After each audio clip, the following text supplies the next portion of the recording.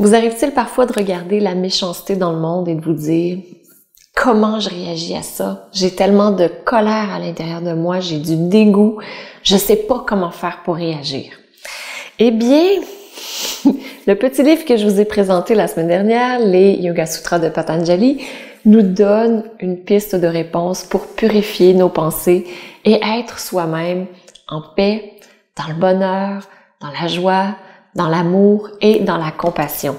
Donc aujourd'hui, on regarde quoi faire lorsqu'on voit autour de nous de la méchanceté. Vous allez voir, c'est hyper éclairant.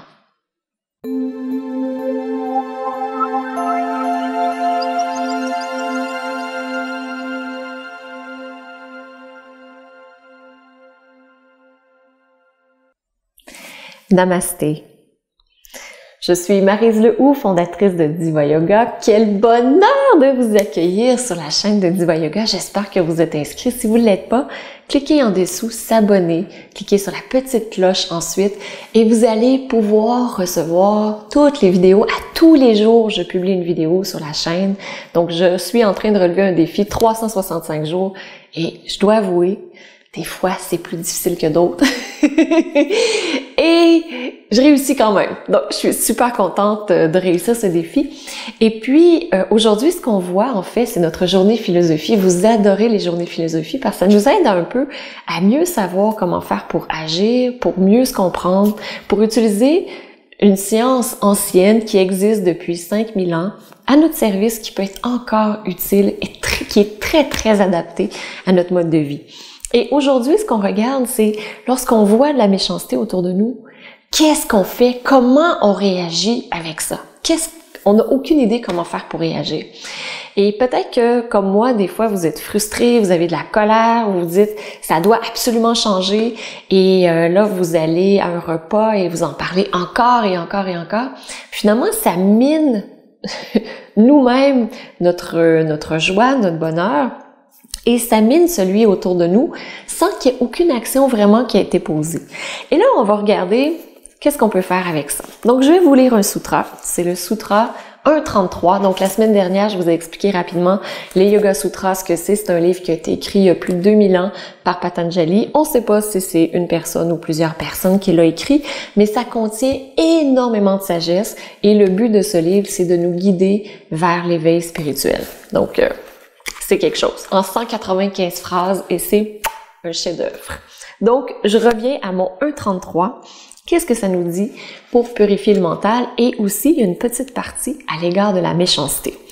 Nous purifions le mental en cultivant la bienveillance envers le joyeux, la compassion envers le malheureux, la joie à l'égard de la vertu et du bonheur et l'indifférence à l'égard du vice et de la méchanceté. L'indifférence à l'égard du vice et de la méchanceté.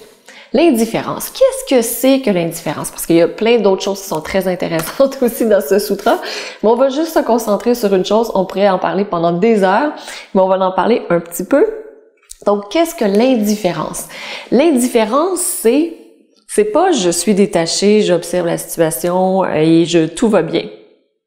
C'est pas l'équanimité. L'équanimité, c'est que toute chose est égale. L'indifférence, c'est je m'en fous. C'est ça l'indifférence. C'est un vrai je m'en foutisme. Et on est parfois surpris de se dire je réagis avec indifférence par rapport à ça. Oui, mais pas une indifférence où on fait semblant d'être indifférent, puis qu'ensuite de ça, on en parle et on en reparle et on le réexplique et on dit à quel point on est outré. Non, non. On le voit, on est indifférent, on passe à autre chose. C'est comme ça qu'on purifie le mental, selon Patanjali. C'est vraiment, vraiment intéressant. J'ai commencé à l'appliquer et effectivement, le mental et les pensées sont beaucoup plus purs lorsqu'on commence à appliquer juste ce sutra. Il y a à faire pendant des années. On peut le mettre en place pendant des années. Donc, l'indifférence à l'égard de la méchanceté. N'est-ce pas très intéressant? Des fois, on a plutôt de l'indifférence face aux gens qui sont heureux, face aux gens qui sont vertueux ou encore qui sont heureux. Mais non, face à ces gens-là, ici, ce qu'on nous dit, c'est lorsque les gens sont joyeux, c'est de cultiver de la bienveillance envers eux. Wow! Et lorsque les gens sont dans la vertu, qu'ils sont dans le bonheur, cultiver de la joie à l'égard de la vertu et du bonheur. Donc, c'est super intéressant. Puis juste l'autre, la compassion envers le malheureux. Petite mention, là, je le mentionne souvent dans mes programmes, dans la formation professorale aussi.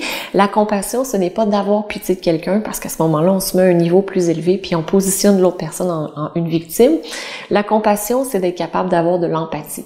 Donc, quelqu'un qui vit des difficultés, c'est d'être capable d'être empathique envers lui. Et à l'égard de la méchanceté et du vice, de vivre de l'indifférence. Très, très intéressant, et c'est mon défi pour vous, pour cette semaine, pour aujourd'hui, tout d'abord, mais aussi pour la semaine. Lorsque vous voyez de la méchanceté, est-ce qu'il y en a de la méchanceté? Ben, ouvrez la télé, vous allez en voir partout. Partout. Vous allez en voir dans les nouvelles, vous allez en voir dans les émissions, vous allez en voir dans les films, vous allez en voir dans la rue. Il y en a partout de la méchanceté, et je vous invite doucement, petit pas par petit pas, à cultiver l'indifférence. Et lorsque vous vous prenez à vivre de la colère et à trouver que c'est une injustice, que c'est que vous êtes vraiment emporté par les émotions, voyez comment vous pouvez faire pour retourner à l'indifférence. Donc, c'est ce que je vous propose. Beau défi, n'est-ce pas? Je vous invite à écrire en dessous. C'est quoi pour vous ce défi? Qu'est-ce que ça représente? Est-ce que ce sera facile, difficile? Est-ce que vous comptez le relever ou non? Donc, j'ai très, très hâte de vous lire et je vous souhaite une magnifique journée. Vous savez quoi? Je relève un défi 365 jours, donc on se retrouve demain. Je vous embrasse. Et à demain, alors que vous vivez dans l'indifférence face à la méchanceté et que vous vivez de la joie face à la vertu et au bonheur.